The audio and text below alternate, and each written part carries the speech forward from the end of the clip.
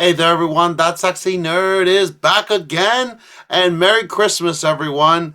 I know I'm a little late on this, and this video probably is going to come out very late, but better late than never. So Nostalgia Critic has done Gremlins. I haven't seen this movie in so long.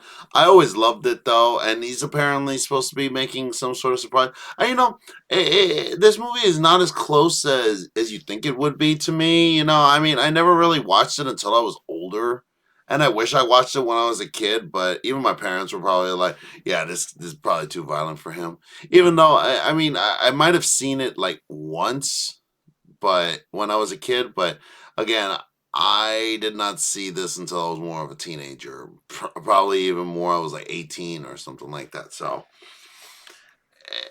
it really is a good movie. I love the wonder of it. Like, it's basically 80s the movie. And there's a lot of movies that you could say is like 80s the movie. It's like Stranger Things before Stranger Things was a thing. But I'm wondering what this big surprise is. Is he going to have a cast member in the movie? What is it? I have no idea, but there's not much we can do without watching it, so let's just get into it. And remember, please smash that like button if you want to see more sexy and nerdy content, and subscribe if you think I deserve it. And remember, sign up for my Patreon for all my latest reactions to all my latest videos. And let's do this thing, y'all. Hello, I'm the Nostalgia Critic. I remember it so you don't have to. Well, it's Christmas, and I'm still working from home. Yep, it's been more than a while since a tornado hit our studio, and our less than dependable fix-it people fixed us good. Well, I'm sick of it. I'm sick of this whole year. Just everything seems to keep going wrong. Just for once, I want something to go right. Feeling. Roof damage, sicknesses, explosions, shit in my car. I don't need much. I just need someone to come to my door and say, everything's gonna be all right. Won't say that, though. Hey, you're the Nostalgia Critic? Yeah? I'm really glad to hear that. I've got something really special for you. You do? Absolutely. What's this? A very important piece of paper. Looks like there's a lot here. Can you just sum it up in a very inspiring way? Well, we're going to be doing construction on your road today. What? That's gonna make a ton of noise! Don't worry about it. We'll be out of here in like 3 years. But the road is fine. What's the reason? It's Illinois. We don't need a reason. Bye. Told you. It's bad. Louder. Louder. I think I'll review Gremlins this Christmas. Sounds about right. Another film people like to ask, is that really a Christmas flick? Yeah, Well, I it is. literally can't hear the song Christmas Baby Please Come Home without thinking of the film's title plastered over a snowy town, so I say that counts. There's a ton of references to the holidays, imagery's all over the place, and the most gentle way to tell your kids there's no Santa Claus. It all checks out. The surprise hit from Lots director and Joe lots of Dante and them. writer Chris Columbus shocked many with how successful it was, and started a trend of obvious knockoffs for several years to come. None were more surprised, though, with how well it did than the people who made it. Chris Columbus originally wrote a hard R film with little to no optimism, and Joe Dante, with producer Really? Steven Spielberg, added a lot more youthful wonder to the script. Most people thought the clash of styles would sink the film, but 40 years later, people still love coming back to it. It got people's attention with a clever advertising campaign that kept what the Gremlins looked like a secret. It's pretty good. They'll be expecting you. Not knowing what kind of film they were gonna get, Kathleen audiences Kennedy? loved the surprise of 1 minute evil monsters getting blown up in microwaves, and the next singing Hi-Ho from Snow White. It's a one-of-a-kind flick that's still being talked about, and we're gonna talk about it this Christmas Day. Because with everything going on, it just feels like the proper Christmas flick. Louder! Louder! This is Louder. Gremlins. The film opens basically as 80s as it can, with Yeah, Eddie Valiant and seriously. Short Round walking around Chinatown. Just Let me introduce myself. Peltzer's the name, Rand Peltzer. You may Man, think no. this is a film noir, but it's a horror, romance, Christmas puppet thing. I don't get it either, but it's gonna make a bump. Well, go ahead, mister. Look around. This is Randall Peltzer, played by Hoyt Axton, who's looking to pawn off his shitty inventions. The bathroom buddy. You got yourself your toothbrush. You got yourself a toothpick. Plus, it's half the size of our current cell phones. You forgot to brush your teeth. You got yourself a bad case of dragon breath. Did we mention this was Chinatown? Part of the charm is everyone is playing it straight. Goofy stuff happens with this guy's inventions, but he always acts like he can still make the sale, which makes it even funnier. That's no problem. That's absolutely no problem. Cleans up easily. Go away. The store owner, played by K.A. Luke, says he's not interested, but Peltzer discovers a pet he thinks would be a perfect gift for his son. I'll give you $100 for him. No. Look, I've got to have him. I'll give you $200. I'm sorry. This creature could destroy entire cities! 300 at least! With that said, this is basically a cuddly nuclear bomb. Maybe don't leave him in such an easily stealable spot. Look, mister, there's 3 rules you've got to follow. Keep him out of the light. He hates bright light. This makes it so you don't see the puppeteers. The other 2 ADR rules are don't get him wet and don't feed him after midnight. I had to make a bunch of jokes about that, but Gremlins 2 beat me to it. Yeah. But what if they're eating in an airplane and they cross a time zone? I mean, it's always midnight somewhere. Tarantino's right. That movie is its own Mad Magazine parody. The credits roll as we cut to Kingston Falls, as we're introduced to Billy, played by Zach Galligan. You're rolling with Rockin' Ricky Rialto, the voice of Kingston Falls, USA! The forecast calls for 2 more inches of obvious fake snow. And while in town, check out the Spielberg In-Joke Film Festival. Hey, Dr. Moreau. Morning, Billy. Save the Hill Valley Clock Tower? It is the same set. We even have a previous resident. Really? That's funny. Huh, must be a Swedish name. We're also introduced to his co-worker Kate, played by Phoebe Cates. Sign this petition. What's it for? It's to stop me from wearing the nightgowns I wore when I was 8. I have a problem. We see Mrs. Deagle, played by Polly Holliday, which sounds like a lyric from Disney's Robin Hood, who's so nasty she makes people go, oh! Good morning, Mrs. Deagle. What's good about it? Oh, My entire family burned to death right in front of me, but that was worse! She's so mean she doesn't give starving families a break and wants to kill Billy's pet for knocking over her decorations. The bank and I have the same purpose in life, to make money. I want your dog. She really is a mixed drink of Mr. Potter and Miss Gulch, isn't she? She is. the old bath never looked better. It's great. Thanks. Well, that means a lot coming from you, Mr. Freeling. Yeah. Actually, it's legendary animator Chuck Jones. I guess he knows something what? about green monsters at Christmas. And while I know a lot of people are aware of that, I'm not sure how many people pick up he's watching one of his own cartoons, shaking his head in disappointment. What can I say in the face of such humiliating evidence? It isn't Captain Clip-On. He sits down with the actor who probably got hosed the most in terms of screen time, Judge Reinhold. In the original version, he had a ton of scenes overly obsessing over his job. My favorite being both a funny and kind of uncomfortable scene where he locks himself in the vault escaping the Gremlins and doesn't want to be freed. Where are the keys to the vault? You think you can come waltzing in here at any time of the day or night without an appointment? You've got to make an appointment with me now. They weren't essential to the plot, though, so he gets a you'll never amount to anything scene and a you putz. You putz. That calls for a credit above Dick Miller. Peltzer returns home with Billy's gift. Can't breathe! A little mogwai named Gizmo, played by Howie Mandel doing Skeeter's voice. No. Some things I forgot to tell you guys, and they're really important. Don't feed him after breakfast. He loves water. Get him plenty of sun. I think that's it. They certainly cuten Gizmo up in the sequel to a point where they use that image in this film's advertising. And while I do prefer that design a little more, he does look closer to an actual animal in this one. With his fur and ears looking more rugged. It does make him a touch more believable. You know, you should just buy orange juice in cartons. It's a lot easier. Billy's friend Pete drops by, played by Corey Feldman. Yeah, something about this town encourages people to hang with boys half their age. And he accidentally spills water on Gizmo, causing him to multiply. 1, 2, 3, 4, 5 new. Damn it, Corey. It's incredible. Oh, he is neat. Comics, the original, so it's not on TikTok. His father, however, is pretty amazed. I'll bet every kid in America would like to have one of these. In about 10 years or so, when they figure out too late they can sell toys on this, it might be a hit. They apparently don't play nice with other pets, though. No. Barney, who did this to you? Hold on, I'll get you down. See what I mean? This is the kind of mean-spirited Christmas movie I need this year. It looks like Mike Flanagan directed Santa Paws. I've just gotten used to nothing good happening this year.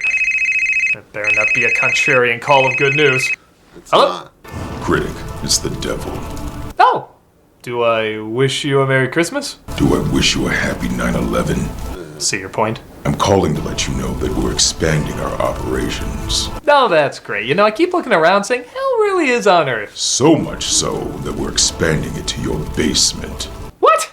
Get ready for endless screams and elevator music by Randy Newman. But why me? You think you don't deserve it? You know, this isn't the upbeat call I was waiting for. Good. Sounds like hell.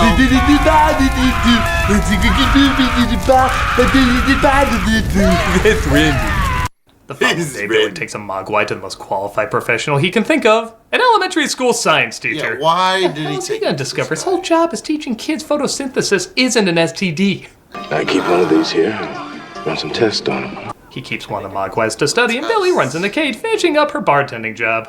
I don't think it's such a good idea that you drive. Why don't you walk home? You know, Katie, I think maybe I'll walk home. But you can't have a B movie or a Joe Dante movie without me. Did you ever get depressed on Christmas? I don't celebrate Christmas. What, are you Hindu or something? No, I just don't like to. It reminds me of the second job I had to take to pay for our new chimney. He asks her out on a date and she agrees, but later that night, the mogwais seem obsessed with eating despite it apparently not being midnight yet. Even the one at the teacher's lab has a certain craving at a certain time. That's it, good buddy. Call it a night. Yeah, be cautious. Take the chips. Leave the sandwich you literally just took a bite of, though. I know, right? Doofenshmirtz is a more reliable scientist. The next morning, all of them except Gizmo, who didn't eat anything, transform into cocoons. Again, if I went to this movie not knowing what these things looked like, this would hype me up as hell. Billy's mother, Lynn, played by Frances Lee McCain, asks if he fed them after midnight. No, wait a minute. Aw, did I sleep chew through electrical cords again? Well, his father's at a convention of 1,000,000 Easter eggs. The time machine disappearing is my personal favorite. The cocoons start hatching, including the one at the teacher's lab. When I got you a candy bar. Thought You're you might also be an idiot. hungry. This guy's an idiot. This would be a great Snickers ad. You're not you when you're hungry. Snickers, get some nuts. Up his butt. Finds the teacher dead and the creature eating glass.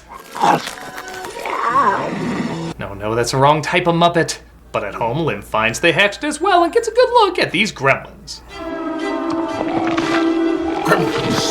Again, I prefer the design of them a little bit more in the sequel. They have a little bit more personality to them. But I have to remind myself, for the contrasting of tones this film is constantly pulling off, it probably does make sense to make these things look more evil and unpleasant.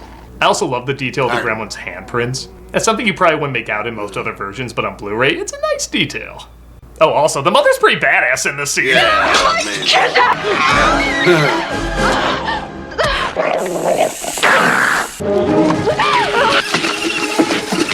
She acts like she's been waiting for gremlins to attack her house. And as I mentioned before, the famous microwave scene. God, does that still leave an impact? No, Billy got a new gremlin ornament. Wait a minute! Oh, wait a minute. Billy saves her, but discovers there's one left. Their leader, named Stripe. And he has a cold, that's very important. I know, right? Billy chases him down to a gym where he jumps in the swimming pool. Oh,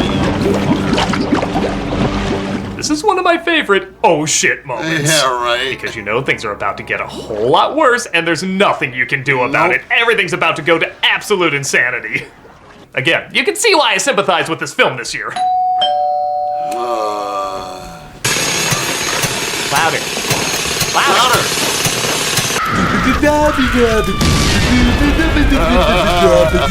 What? Rob, what are you doing here? Look, I don't usually do this, but I hear you've been going through a difficult time. Huh? Yeah. Apparently you've been miserable and even downright hopeless. Now he's gonna punch him in the And stomach. it's at times like this when you think nobody's there for you. You could just disappear and not even leave an impact. You're leaving. Yeah?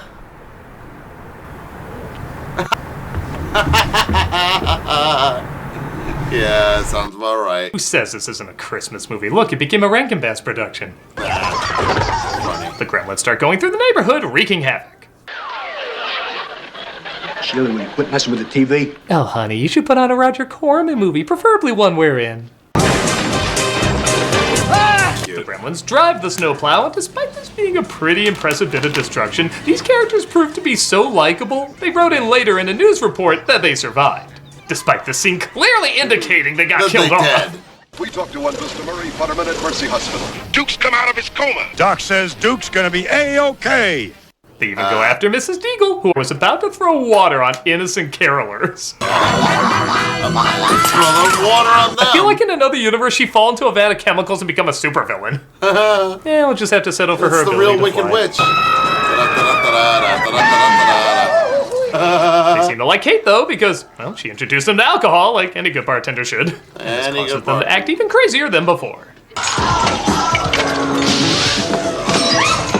Still better than Blackout Wednesday.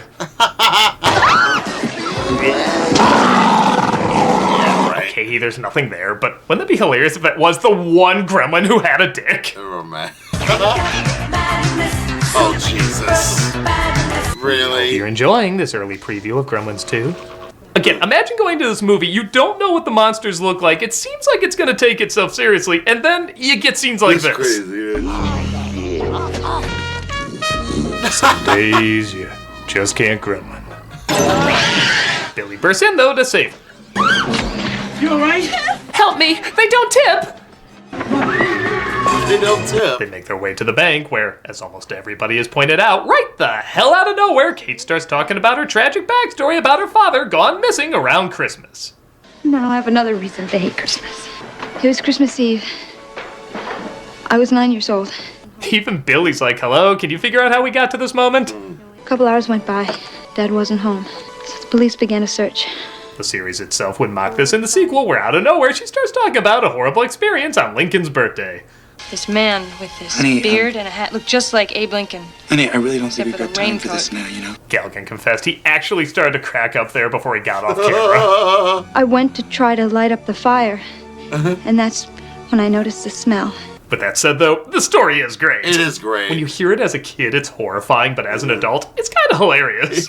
Well, it's Pulled out my hilariously father. horrifying. He was dressed in a Santa Claus suit. He slipped and broke his neck. Died instantly. It's a great scene to watch with people because they don't know if it's appropriate to laugh or not. But because the tones keep going back and forth so much, I feel like this is definitely intentional. And that's how I found out there was no Santa Claus. But Any moment that has that reaction is not meant to be taken seriously. Come on. Fear not, though, the Gremlins all gather at a movie theater to watch Snow White. They'll ground the story back in reality. Again, another scene that is not meant to be taken that seriously. They're all watching Snow White. These little gremlins were just drinking. Well, actually, alcohol and Snow White is a pretty good time.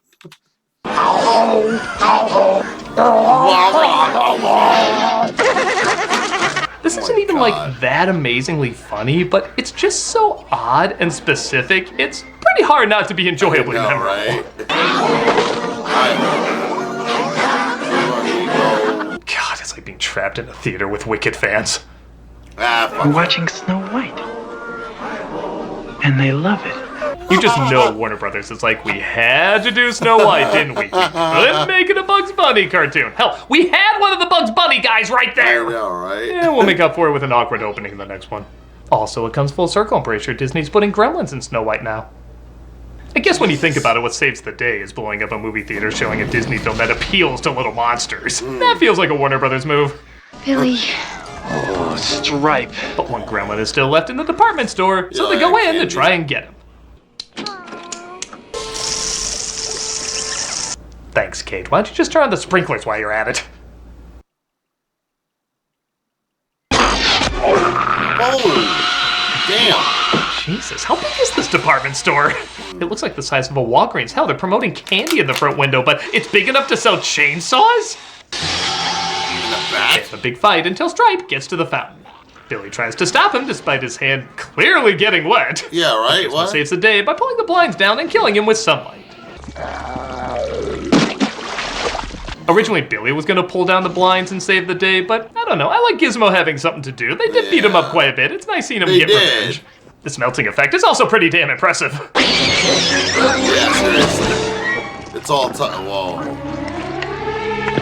Okay, it's got a few kinks, but I still think we can sell them.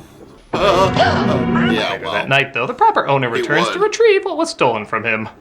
Conflicting eyewitness reports concerning little green men. You teach him to watch television. He wasn't even phased that the whole town was taken over by monsters. That's like saying Godzilla destroyed the entire city, and even worse, he's smoking. He has something to say to you. They say their farewells, as obviously Gizmo has to go back. I shit on your bed. Well, now I don't miss him. Powerful words. He walks into a Thomas Kincaid painting and the credits roll. Yeah, see why I went with this movie? See why this is the one I picked for this Christmas? I mean, by God, how can this year get any worse? Insert doorbell or phone ring here. Phone ring, nice choice. What? Hello, this is Mandy. Who the hell is Mandy? Oh, I'm a fan. I'm sorry, I know it's inappropriate to call you, but what I have to say can't be summed up in an email. Look, this really isn't something you should be doing. Your videos have meant a lot to me. Okay, I'd be lying if I said I couldn't use a bit of an ego boost right now. I've been watching you for years, and your reviews have really gotten me through a lot. Yeah? When I was younger, I was bullied a lot for being different, and your videos gave me something to escape to, something to look forward to. Well, thank you. That does actually mean a lot to me. You know what my favorite review is? The Wizard. Oh, wow, you have been watching for a long time. I know it seems like such a little thing, but your videos, as silly as they are, give me something to rely on when everything else in my life is uncertain. Well, I'll be honest, that might be exactly what I needed to hear. Thanks, Mandy. That really went a long way. Thank you, angry video game nerd. I'm a nostalgia friend. Sorry, wrong number. Ouch. Bridges to yeet oneself off of. Oh, there's 3. All right, let's go. Hello. Santa Christ here. Can you meet up for a little Christmas commingle? Is it worth it? I think so. What are you doing now? I was on my way to do some plummeting. Oh, well, can you meet up before you do that?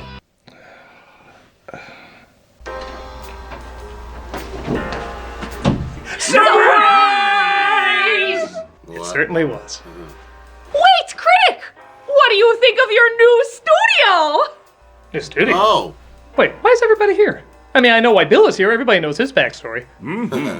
But why everybody else? Well, I was busy delivering Sega Genesis to all the good boys and girls of the world. I when didn't found get one. These 2 rapscallions just sleeping here. So he asked us if we could lend you this place as a studio. And we, of course, said, yes. Yes. No, that's not how this works. There has to be something else. So is that it? New studio? There's really nothing bad about this? Well, for now. I'm sure something will happen at some point in the future, about but right. for now, you can just enjoy it. Sorry, Critic. Sometimes good things just happen. Wow. Very rarely. Well, you know, maybe this is why we like Christmas movies like Gremlins. Oh, for crying out, always tying it to the review. Always. Sometimes when we watch crazy, unpleasant media, it can help us get out the stress of our own lives, and the holidays can be stressful. I think it's good we got these sick, twisted, insane comedies around this time of year, because they visualize the sick, twisted, insane thoughts we sometimes have around this time of year. You can have Christmas movies that reflect the more joyful side of things, but there are times you need those mean-spirited ones that know how to turn microwave monsters, launching old ladies, and dead chimney dads into something fun. Depending on what mood you're in, this could be the Christmas movie that perfectly hits the spot. And you know what? To return the favor, why don't we let Chester and Doe live here too? What a splendid idea! We already live here. Nobody should be on the streets during Christmas. We pay rent. A beautiful gesture. We each got jobs. This is gonna be the best Christmas we've had in a long time. We have the paperwork drawn up for what you owe us. Merry Christmas! Merry Christmas! And the moral of the story is, no matter how bad things are, remember, things can always get worse. That is a good they lesson. will get worse. But after that, they'll get even worse. But after that, like after all hope is gone, they'll get even worse. But statistically, at some point, something good has to happen. Because that's just math. And when it does, you'll appreciate it all the more, even longer. Everybody say Happy Holidays! Happy Holidays! A tornado warning has been issued in Yeah, the it area. is. It's got worse. Yep, there it is.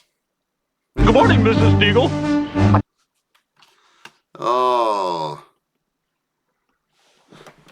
I love that movie. I should honestly show that to my nephew. I